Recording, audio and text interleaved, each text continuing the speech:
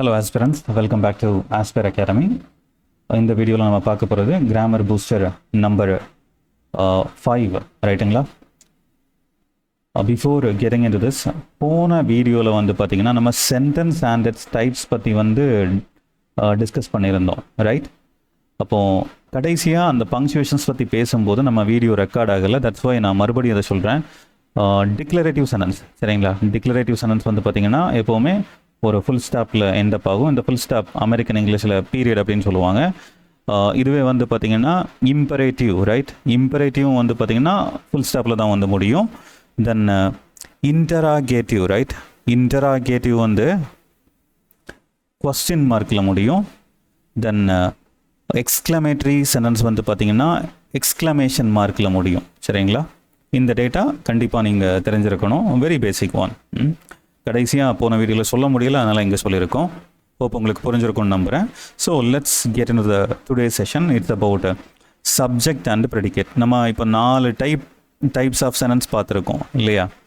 இந்த 4 டைப்பையுமே நம்ம 2ஆக பிரிக்கலாம். எப்படி பிரிக்கலாம் அப்படின்னா, ஒன்று சப்ஜெக்ட், இன்னொன்று வந்து ப்ரெடிகேட். இது ரொம்ப பேசிக்கான விஷயம், ரைட். அப்போ ஒரு சென்டென்ஸ் எதை பற்றி பேசுதோ, யாரை பற்றி பேசுதோ அது வந்து பார்த்திங்க அப்படின்னா சப்ஜெக்ட். பாருங்கள், இங்கே பேட்ஸ்மேன் அப்படிங்கிற டேர்ம் வந்து சப்ஜெக்ட். ஹிட்ஸ் த பால், அந்த பேட்ஸ்மேன் என்ன பண்ணார் அப்படிங்கிறது வந்து பார்த்திங்கன்னா ப்ரெடிகேட். கிளியர். அப்போ சப்ஜெக்டை நம்ம வந்து 2ஆக கிளாஸிஃபை பண்ணுறோம். சென்டென்ஸை நம்ம 2ஆக கிளாஸிஃபை பண்ணுறோம். ஒன்று subject, another one is predicate. பாருங்கள், we are going to the zoo. அப்போ இதெல்லாம் ரொம்ப சிம்பிளான விஷயம் இல்லையா.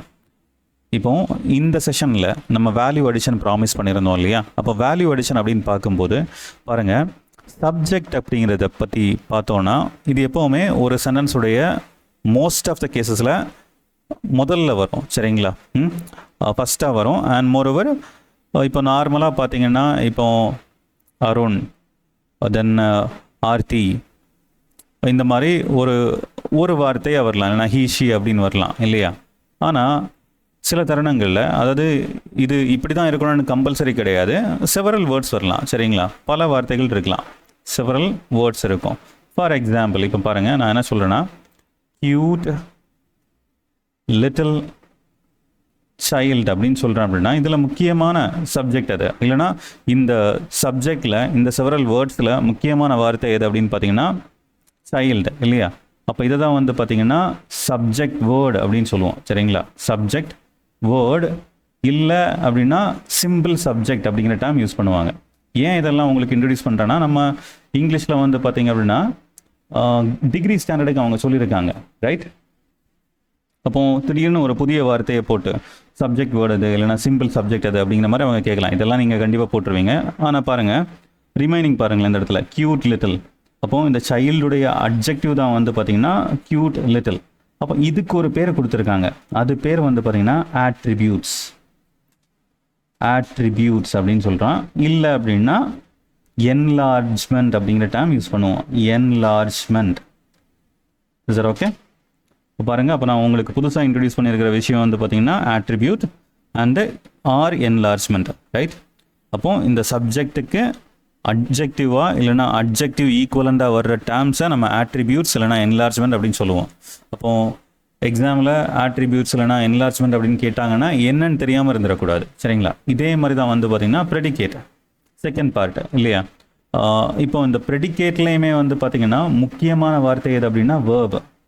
இப்போது இந்த வேர்ப் இல்லாமல் ஒரு சென்டென்ஸை வந்து நம்மளால் ஃப்ரேம் பண்ணவே முடியாது. நமக்கு சென்டென்ஸை ஃப்ரேம் பண்ணுறதுக்கு மினிமம் என்ன தேவை அப்படின்னா ஒரு சப்ஜெக்ட் ப்ளஸ் வந்து பார்த்திங்கன்னா ஒரு வேர்ப் இருந்தால் போதும். For example birds fly, dogs bark, இந்த மாதிரியான விஷயங்களெல்லாம் நம்ம பண்ணலாம், ரைட். அப்போ பாருங்கள், இப்போது இந்த ப்ரெடிகேட்டுமே ஒரே ஒரு வார்த்தை மட்டும்தான் இருக்குமானா அப்படிலாம் இல்லை. அதுலேயுமே வந்து செவரல் வேர்ட்ஸ் வரும். அதில் முக்கியமானது வந்து பார்த்திங்கன்னா வேர்ப் அப்படின்னு பார்த்தோம். அப்போ இந்த வேர்ப் எப்படி நடந்தது, எங்கே நடந்தது, இந்த மாதிரிலாம் பேசுகிறத வந்து நம்ம அட்வர்ப் சொன்னோம் இல்லையா. இல்லைனா அட்வர்புக்கு ஈக்குவலண்டான வார்த்தைகளை நம்ம எக்ஸ்டென்ஷன் அப்படிங்கிற டேர்மை யூஸ் பண்ணி டினோட் பண்ணுவோம், சரிங்களா. எக்ஸ்டென்ஷன். இப்போ பாருங்கள், நம்ம இந்த வாட்டி பார்த்துருக்கிறது ஆட்ரிபியூட்ஸ்னால் என்னென்னு பார்த்துருக்கோம், ஆர் என்லார்ஜ்மெண்ட் என்னென்னு பார்த்துருக்கோம். தென் எக்ஸ்டென்ஷன், இந்த வேர்பை பற்றி இல்லைனா ப்ரெடிகேட்டில் ஒரு விஷயம் எங்கே நடந்தது எப்படி நடந்தது அப்படின்னு சொல்கிற வார்த்தைகளை வந்து எக்ஸ்டென்ஷன் அப்படின்னு வந்து ரெஃபர் பண்ணலாம், சரிங்களா. Then please pause the video, work on it. இந்த பக்கம் இருக்கிறதெல்லாம் சப்ஜெக்ட், இந்த பக்கம் இருக்கிறதெல்லாம் வந்து பார்த்தீங்கன்னா ப்ரெடிகேட். இதை நீங்கள் மேட்ச் பண்ணுற மாதிரி இருக்கும். தென் நான் ஆல்ரெடி சொல்கிறேன் இல்லையா, சப்ஜெக்ட் எப்போவுமே வந்து பார்த்தீங்க அப்படின்னா முதல்ல வரணும். அதுக்கு கொஞ்சம் எக்ஸெப்ஷன்ஸ் இருக்குது. இப்போ இந்த சென்டென்ஸ் பாருங்களேன், sweet are the uses of adversity. Sweet are the uses of adversity. அப்போ இந்த இடத்துல அட்வர்சிட்டி தான் சப்ஜெக்ட் பின்னாடி வந்திருக்கு, சரிங்களா? அதே மாதிரி ஹியர் கம்ஸ் த பஸ்.